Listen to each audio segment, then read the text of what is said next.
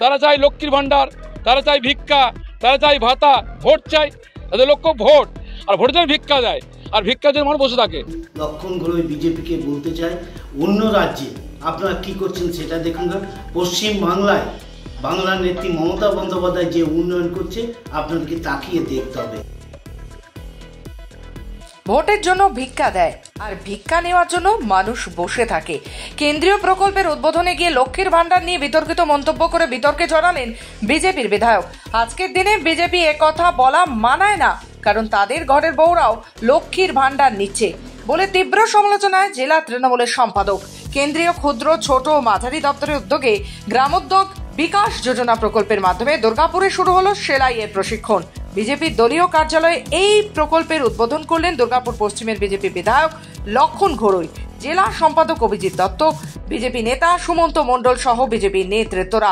সেই অনুষ্ঠানে গিয়েই রাজ্য সরকারের বিরুদ্ধে বিতর্কিত মন্তব্য করে বসলেন বিজেপি বিধায়ক লক্ষণ ঘোড়ই। তিনি বলেন, কেন্দ্রীয় ক্ষুদ্র, ছোট ও মাঝারি দপ্তরের উদ্যোগে আমরা বেকার যুবক যুবতীদের স্বনির্ভর করার চেষ্টা করছি, কারণ বাংলার সরকার যেভাবে ভিক্ষা এবং ভাতা দিয়ে রেখেছে, কখন ব্যাংকে টাকা আসবে আর কিভাবে সংসার চলবে সেই ভেবেই মানুষ অসহায় অবস্থা বোধ করছে।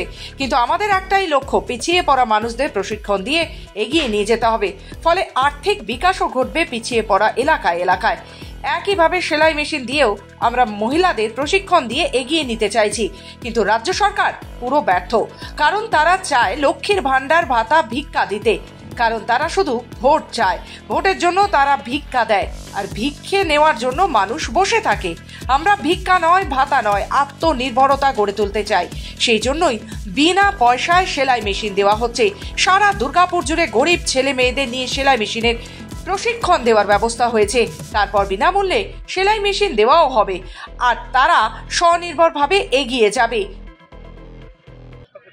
রাজ্য সরকার দেখেছেন তো যেভাবে মোদী সরকার এমএসএর মধ্য দিয়ে প্রশিক্ষণ দিচ্ছে, সরবরাহ করার চেষ্টা করছে। বাংলায় তার প্রচারও নেই, তার প্রসারও নেই, ব্যাংকে লোনও দেওয়া হয় না, কোনো প্রচার করা হয় না।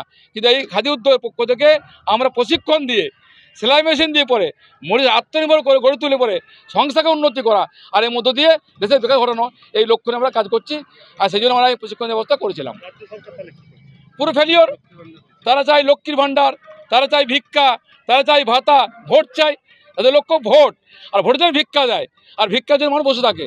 আমার ভিক্ষা নয়, ভাতা নয়, আত্মনির্ভর গড়ে তোলা, আর্থিক বেকার ঘটানো, নিজে উদ্যোগ নেওয়া, নিজে ব্যবসা করবে, স্বচ্ছন্দে ব্যবসা করে বাড়ির বেকার ঘটানো, ছেলেমেয়েদেরকে শিক্ষিত করবে। মেশিন দেওয়া হবে, বিনা পয়সা মেশিন দেওয়া হবে।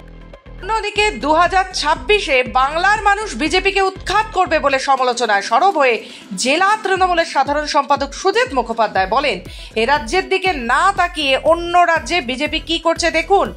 পশ্চিমবঙ্গের মুখ্যমন্ত্রী যেভাবে উন্নয়ন করছে তা তাকিয়ে দেখতে হবে আপনাদের। আপনার ঘরের বউরা লক্ষ্মীর ভান্ডারের জন্য আবেদন করছে। আজকের দিনে দাঁড়িয়ে বিজেপির এ কথা বলা মানায় না। দুর্গাপুরে বিজেপির বিধায়ক লক্ষণ ঘোড়ই বলে বেড়াচ্ছেন, তৃণমূল কংগ্রেস যে ভাতাগুলো দিয়ে সেগুলোকে মানুষকে ভাতা দিয়ে গরিব মানুষ কখন ব্যাংকে যাবে। আজকের দিনে দাঁড়িয়ে আমি লক্ষণ ঘোড়ই বিজেপিকে বলতে চাই, অন্য রাজ্যে আপনারা কি করছেন সেটা দেখুন। পশ্চিম বাংলায় বাংলার নেত্রী মমতা বন্দ্যোপাধ্যায় যে উন্নয়ন করছে আপনাদেরকে তাকিয়ে দেখতে হবে। আপনার ঘরের লক্ষ্মীর ভাণ্ডার, আপনার ঘরের বউরাও লক্ষ্মীর ভাণ্ডার নিতে ইচ্ছুক এবং ন্যায়ও। তাই আজকের দিনে দাঁড়িয়ে বিজেপির একথা মানে না। 2026-এর নির্বাচনে বাংলার মানুষ বিজেপিকে জবাব দেবে। এই পশ্চিমবাংলা থেকে বিজেপি উৎখাত করবে, এই আমার দৃঢ় বিশ্বাস। Bureau report, news hunt.